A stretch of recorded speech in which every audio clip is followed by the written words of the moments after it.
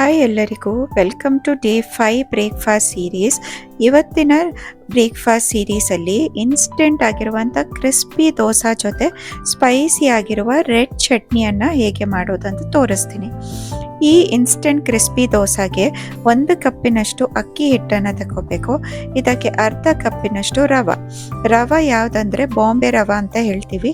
ಅಂದರೆ ಚಿರೋಟಿ ರವೆ ಅಲ್ಲ, ಬಾಂಬೆ ರವೆ, ಮೀಡಿಯಂ ರವಾನ ಅರ್ಧ ಕಪ್ಪಿಗೆ ಹಾಕ್ಕೊಳ್ಬೇಕು. ಅದಕ್ಕೆ 2 ಟೇಬಲ್ ಸ್ಪೂನಷ್ಟು ಮೈದಾ ಪೌಡರ್ ಹಾಕಿದ್ದೀನಿ.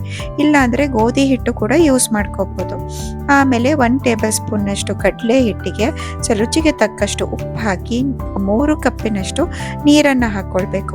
ಫಸ್ಟಿಗೆ 3 ಕಪ್ಪನ್ನು ಹಾಕ್ಕೊಳ್ತೀನಿ. ಒಂದು 5 ಕಪ್ ಆದರೂ ಬೇಕು ಈ ದೋಸೆ ರೆಸಿಪಿಗೆ. ನಾನು ಫಸ್ಟಿಗೆ 3 ಕಪ್ ಹಾಕಿ ಹದ ನೋಡಿಕೊಂಡು ಮತ್ತೆ ಪುನಃ ನೀರನ್ನು ಹಾಕ್ಕೊಳ್ತೀನಿ. ಇದಕ್ಕೆ ಕಟ್ ಮಾಡಿರೋ ಕೊತ್ತಂಬರಿ ಸೊಪ್ಪು, ಸ್ವಲ್ಪ ಗ್ರೀನ್ ಚಿಲ್ಲಿ, ಹಸಿಮೆಣಸಿನ್ಕಾಯಿ, ತುರಿದಿರೋ ಶುಂಠಿ, 1 ಇಂಚಿನಷ್ಟು ಶುಂಠಿ ತುರಿದಿದ್ದೀನಿ. ಆಮೇಲೆ ಜೀರಿಗೆ 1 ಟೀ ಸ್ಪೂನ್ನಷ್ಟು, ಆಮೇಲೆ ಹಿಂಗು 1/4 ಟೀ ಸ್ಪೂನ್ನಷ್ಟು ಹಾಕಿ ನಾನು ಕರಿಬೇವನ್ನು ಕಟ್ ಮಾಡಿ ಹಾಕ್ಕೊಂಡಿದ್ದೀನಿ. ಯಾಕಂದರೆ ಮಕ್ಕಳು ಕರಿಬೇವು ತಿನ್ನಲ್ಲ, ಹಾಗಾಗಿ ಕಟ್ ಮಾಡಿ ಕರಿಬೇವನ್ನು ಯೂಶಲಿ ಹಾಕ್ಕೊಳ್ತೀನಿ ನಾನು.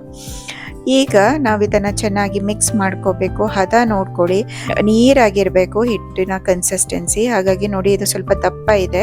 ಹಾಗಾಗಿ 3 ಕಪ್ ಫಸ್ಟಿಗೆ ಹಾಕ್ಕೊಂಡಿದ್ದೀನಲ್ಲ, ಅದಕ್ಕೆ ಒಂದು 2 ಕಪ್ಪಿನಷ್ಟು ಪುನಃ ನೀರನ್ನು ಹಾಕ್ಕೊಂಡು ಚೆನ್ನಾಗಿ ಮಿಕ್ಸ್ ಮಾಡ್ಕೊಳ್ಳಿ.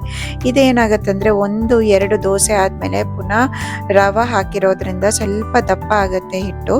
ನೀವು ಪುನಃ ಬೇಕಿದ್ರೆ ನೀರನ್ನು ಹಾಕ್ಕೊಂಡು ಈ ಥರ ಫ್ಲೋಯಿಂಗ್ ಕನ್ಸಿಸ್ಟೆನ್ಸಿ ಇರಬೇಕಂದ್ರೆ ತುಂಬ ನೀರಾಗಿ ಇರಬೇಕು. ರವಾ ದೋಸೆಗೆ ಹೇಗೆ ಮಾಡ್ತೀವಿ ಅದೇ ಥರ. ಈಗ ನೋಡಿ, ತವಾಗೆ ಸ್ವಲ್ಪ ಎಣ್ಣೆ ಹಾಕಿ ಚೆನ್ನಾಗಿ ಕಾದಿರಬೇಕು ತವಾ. ಅದಕ್ಕೆ ಸ್ವಲ್ಪ ನೀರುಳ್ಳಿಯನ್ನು ಹಾಕ್ಕೊಂಡು ನಾನು ಹಿಟ್ಟನ್ನು ಈ ಥರ ಹಾಕ್ಕೊಳ್ತಾ ಇದ್ದೀನಿ. ನೀವು ಕಾಯಿಸಿರುವ ತವಾಗೆ ಹಾಕೊಳ್ಳಿ, ಇಲ್ಲ ಅಂದರೆ ಕೆಲವೊಮ್ಮೆ ದೋಸೆ ಏಳಲ್ಲ. ಹಾಗಾಗಿ ಹೈ ಫ್ಲೇಮಲ್ಲಿ ಇಟ್ಕೊಂಡು ತವಾ ಕಾದ್ಮೇಲೆ ಮತ್ತೆ ಹಿಟ್ಟು ಹಾಕ್ಕೊಂಡು ಮೀಡಿಯಂ ಫ್ಲೇಮಲ್ಲೇ ಇದನ್ನು ಬೇಯಿಸ್ಕೋಬೇಕು. ಅಂದರೆ ಕ್ರಿಸ್ಪಿ ಆಗೋ ತನಕ ನೀವು ಇದನ್ನು ಬೇಯಿಸ್ಕೊಳ್ಳಿ. ಮೇಲಿಂದ ಸ್ವಲ್ಪ ತುಪ್ಪ ಹಾಕ್ಕೊಂಡು ಪುನಃ ಕವರ್ ಮಾಡಿ ಇಡ್ತಾ ಇದ್ದೀನಿ. ಕ್ರಿಸ್ಪಿ ಆಗೋ ತನಕ ಇಟ್ಕೊಳ್ಳಿ. ನಿಮಗೆ ಕ್ರಿಸ್ಪಿ ಬೇಡ, ಸ್ವಲ್ಪ ಸಾಫ್ಟಾಗಿ ದೋಸೆ ಬೇಕಂದರೆ 1-2 ನಿಮಿಷಲ್ಲೇ ತೆಗಿಬೋದು. ಇಲ್ಲಾಂದರೆ ಕ್ರಿಸ್ಪಿ ಆಗೋಕ್ಕೆ ಈ ಥರ ಇಟ್ಬಿಟ್ರೆ ತುಂಬಾ ಈಸಿಯಾಗಿರುವಂಥ ಕ್ರಿಸ್ಪಿ ದೋಸೆ ರೆಡಿ ಆಗುತ್ತೆ. ಇದರ ಜೊತೆ ನಾನು ಸ್ಪೈಸಿ ಚಟ್ನಿಯನ್ನು ಮಾಡ್ತಾ ಇದ್ದೀನಿ. ಇದಕ್ಕೆ ನಾನು 3 ಬ್ಯಾಡಿಗೆ ಮೆಣಸನ್ನು ಯೂಸ್ ಮಾಡ್ತಾ ಇದ್ದೀನಿ. ನಿಮ್ಮ ಹತ್ರ ಬ್ಯಾಡಿಗೆ ಮೆಣಸು ಇದ್ದರೆ ಅದು ಯೂಸ್ ಮಾಡಿ, ಇಲ್ಲ ಗುಂಟೂರು ಚಿಲ್ಲಿ ಬರುತ್ತಲ್ಲ ಅದು ಹಾಕಿದ್ರೆ ಇನ್ನೂ ಖಾರ ಬರುತ್ತೆ.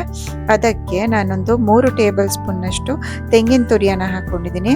ಈ ತೆಂಗಿನ ತುರಿಗೆ 1 ಟೇಬಲ್ ಸ್ಪೂನ್ನಷ್ಟು ಹುರಿಗಡಲೆಯನ್ನು ಹಾಕ್ಕೊಂಡು ಸ್ವಲ್ಪ ರುಚಿಗೆ ತಕ್ಕಷ್ಟು ಉಪ್ಪು, ಚಿಕ್ಕ ತುಂಡು ಹುಳಿಯನ್ನು ಹಾಕಿ ನೀರು ಜೊತೆ ಚೆನ್ನಾಗಿ ರುಬ್ಕೊಳ್ಳಿ. ಈ ಥರ ತರಿಯಾಗಿ ರುಬ್ಕೊಳ್ಳಿ.